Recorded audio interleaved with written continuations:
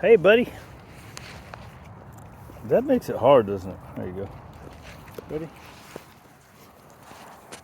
Okay, so here's I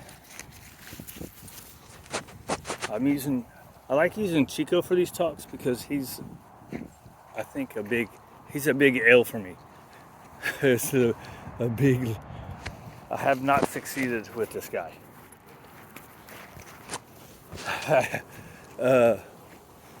So we have,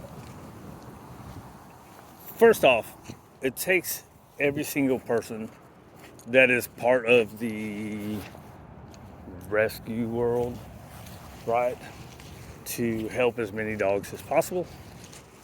That's first and foremost. So when I say the criticisms that I'm going to say are because we could do better, right? So a lot of places are led by love and freedom. And so when dogs are in shelters and in rescue centers, they're getting a ton of structure, right? They may not be getting the work type structure and people interactive structure, right? Unless there's good volunteer bases. Some of our rescue places have tons of volunteers and some don't have many, right?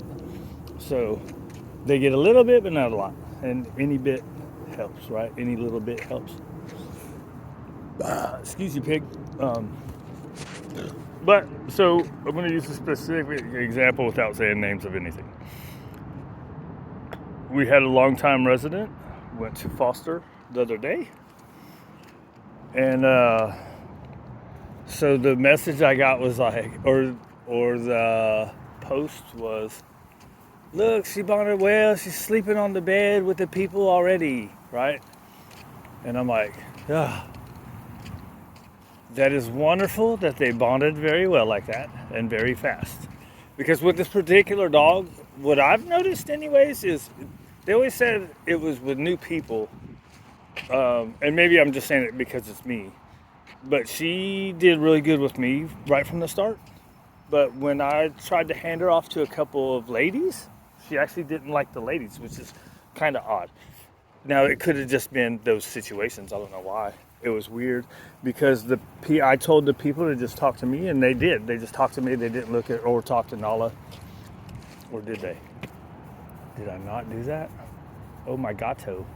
But anyways, maybe I forgot to tell them that, and I didn't think anything because it was women. Woo! I might have handled that bad. But anyways, so, I mean, all she did was kind of growl, and I was like, hey, knock it off, you're all right. And then we kept talking, and then she became fine with them. And I reached out, and I shook their hands and stuff like that. And then she was like, oh, okay. Now, at that point, the ladies didn't want to walk her anymore, but they walked with us, so that was a good interaction as well. Hi, buddy.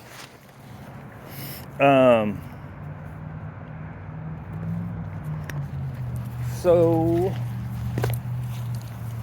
what happened? So one thing is they go from a ton of structure to now they have a lot of freedom. So now the relationship is built on, oh my God, I love and cuddle you, right?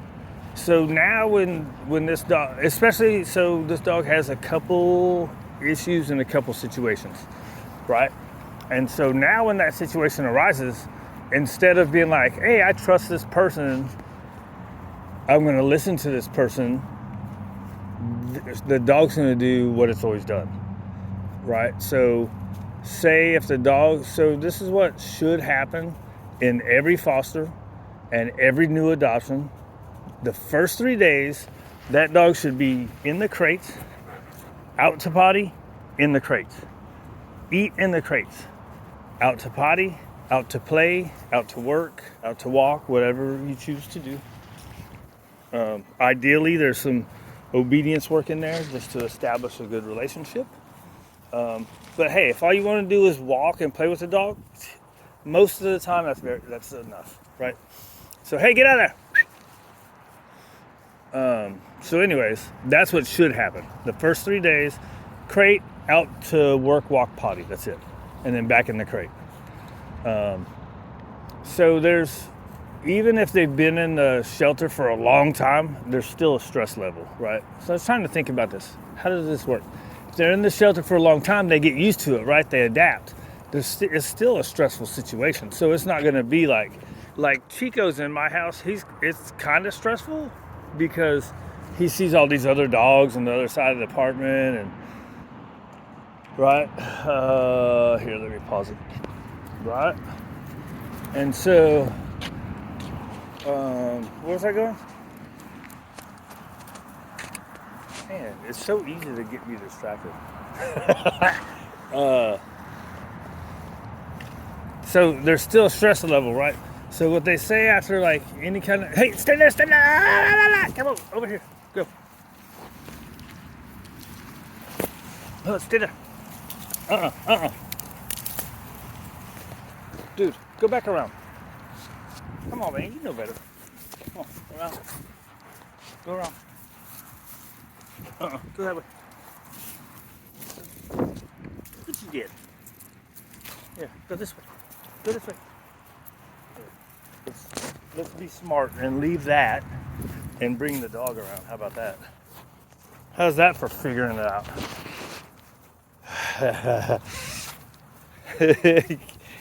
He said, bitch, I know you got hot dogs, man. I'm trying to take the shortest route to get a hot dog. When I come to you, I'm supposed to get a hot dog. All right, now go away. Or don't. You stay right here, buddy boy. So anyways, stress level. So they say it takes 72 hours after any kind of weird incident or change of scenery, right, for the stress level to go down. So the first 3 days, you might see a big change, and then after 3 days, you might see their old, bad personality come out, right? Hi, buddy boy. So that's the first 3 days. Now, in 3 weeks, and again, I say this all the time, all numbers are made up. It's just kind of watching the dog, right? But I think the first 3 days especially should be shit tons of structure, right? Then after that, there still needs to be, hey, crate for bedtime. I would like to see crate in the midday for at least those next 3 weeks while you're establishing all the rules, right? Now, a lot of people, that's where a lot of stuff happens in foster and new adoptions, is like, oh, I rescued this dog, let me give it a tons of freedom, and they don't establish any rules. Well, if you haven't at least spent a little time to establish rules and a good relationship, then later on, like I said a little while ago, when the dog is in a situation that it doesn't really feel comfortable, it's not going to look to you. And if a friend once said that a dog has a brain the size of a pea, so if you're letting it make its own decision, you're probably not going to like the outcome, or something like that. And calling the brain size a pea, obviously, here, over here, over here. What's up, guys? So where was I? Obviously, that's hyperbole saying it's the size of a pea. I mean, some of them, I guess the little bitty guys that got a brain the size of a pea, right? Chico! Yeah, good boy! Good boys! Probably shouldn't be rewarding like that because he's all hyped up, being pushy for it. What's up, fool? So anyways, let's see the rules, and then they're going to be in a situation that they don't feel comfortable about. Instead of looking to you for guidance, which is what they want, they're going to do what they want to do, or what they've always done, which is what landed them in the shelter and the rescue in the first place, right? Hold on. All right, so where was I? Holy cow, look at all the cats. Yay, good boy. I mean, you see where that stop sign is? I'm gonna say that's about 60 foot. But then we got one in the middle of the street here. Oh, good boy. Oh, settle down, your mouse. I can't get to it one-handed. Right, then we have this, break the vision. Right, break the vision, create distance. You have correct, settle down. Good boy. Right, so where were we? Too much love, not enough structure. Right, so look, there's stuff that would be ideal, and this I tell people all the time. When people ask me certain questions, I'm like, ideally we do this, but life just isn't ideal. And maybe that's not good because it's giving them an out to not do what they're being told to do.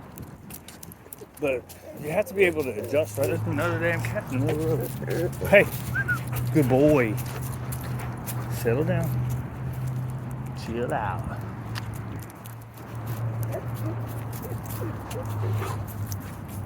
Right. Good. Settle down. There's a cat right there. Hey, settle down. The hate to disrupt and the settle down to put a calm tone sometimes works. What are we talking about? All the pauses, man, that's messing me up. My brain don't work straight. That's why I'm not good at stuff like this. But anyways, ideally all fosters would, in those first 3 weeks, 3 days, superstructure, like I said before. And then the next couple weeks, look, just doing some luring with the treats. Even if you never work that much and get away from luring into just rewarding and all that, who cares about that stuff? If you have to have a cookie in your hand to get them to sit and lay down while they're in foster, who cares? The dog is learning to work with the person and be engaged with the person. That makes the dog more adoptable, right? So oftentimes what happens is it's a plastic bag, dude. Hey, you want to go see it? You think it's a kitty cat? It's a plastic bag. He's like, dude, I just want to pee. So he likes to pee. He's got this little dominant thing. He does a pee like after every time he sees anything. And I like to not let him do it, at least for a little while, right? Like I don't think I let him do it until we just got right there. Anyways, man, we got more cats up here. Damn, things are all over the place. My neighbor said the coyotes got 3 of them. Where were we at? Oh yeah, so, and then the next 3 weeks while you're establishing the rules of the house, just do some work. Make them wait for their food, but oftentimes what happens is the fosters have dogs, right?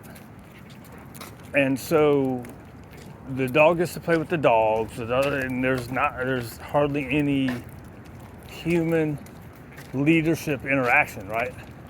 So the dogs keep each other busy. They interact with the people. That's not what I'm saying.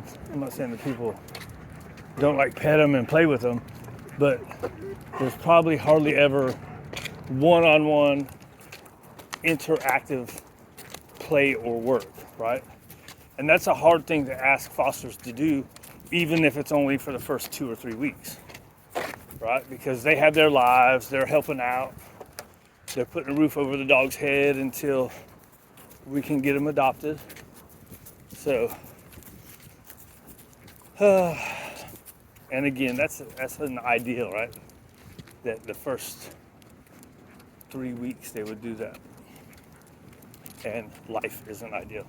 And even if it's not every day, if it's, man, 2-3 days out of the week, I mean, my guys are way past the initial training stage, but I'm lucky to get them out 2 or 3 times individually in a week.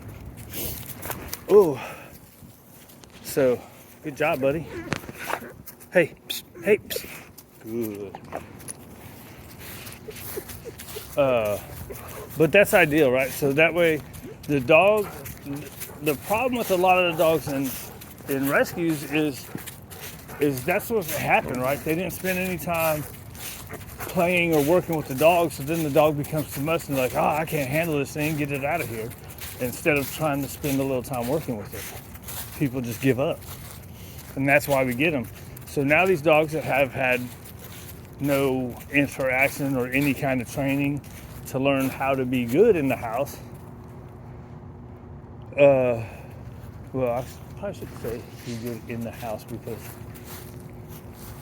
I mean, I do see a lot of the fosters have the dogs on the couches, right? That's typically not a good behavior. Some people don't care, but what about a person that loves this big old dog right here, but they see this dog on the couch? They're like, yeah, I don't want an 80-pound dog on my couch just because you do. You know what I mean?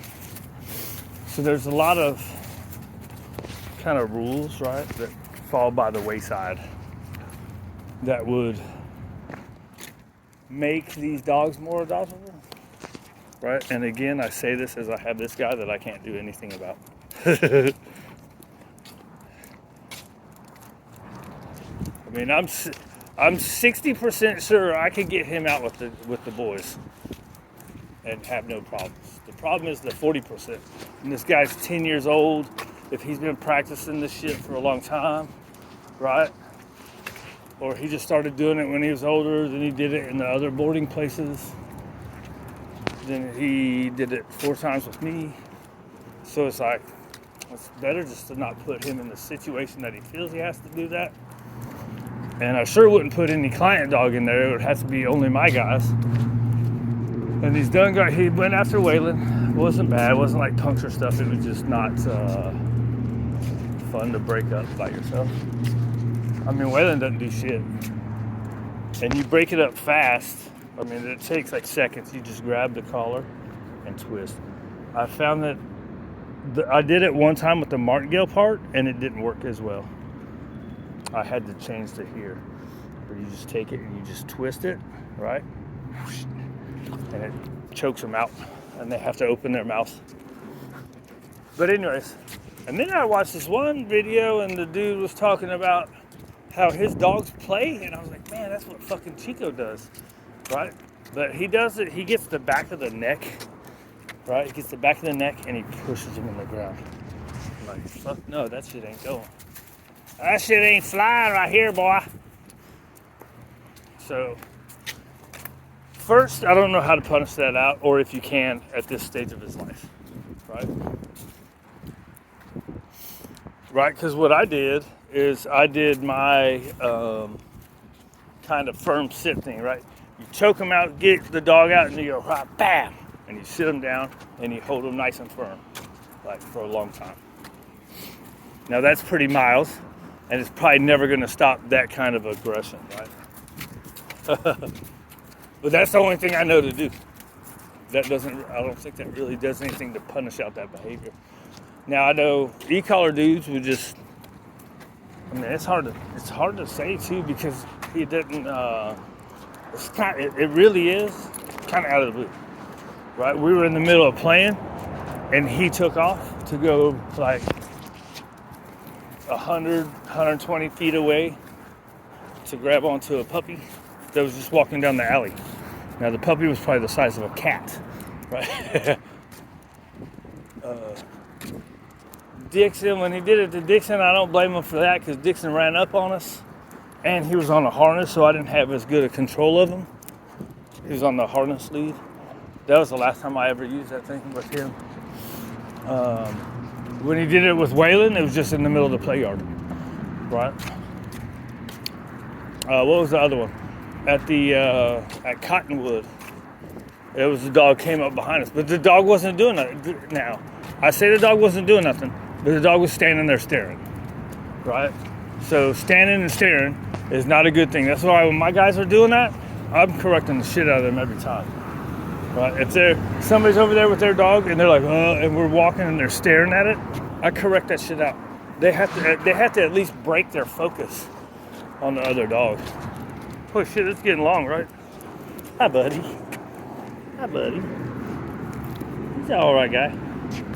Just all right guy with a couple of issues, that's all. Anyways, I went off on tangents. Yeah. Rescues. Problem in rescues. The problem in rescues. Too much love, not enough structure. But we need it all. So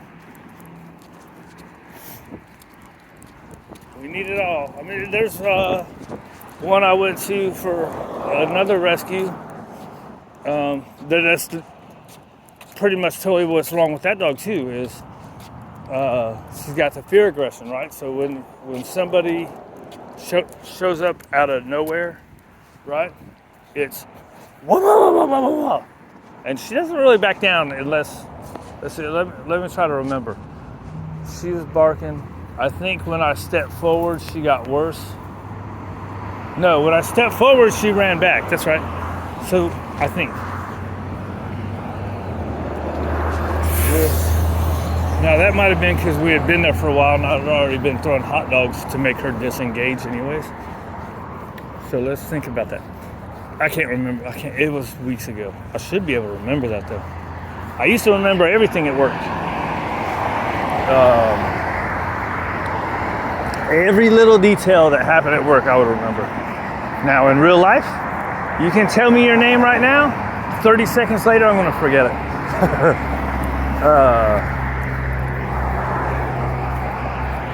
But yeah, that's what this other one does. So she had gotten a lot of loving from the lady.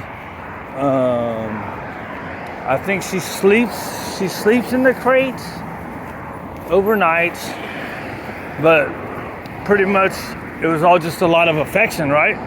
So all she's getting is affection from the lady. She's not getting protection. Affection does not equal protection, right? And that's what dogs want. They want to feel protected. If your dog is protecting you, it's not. If the dog is protecting itself and it doesn't trust you in that situation,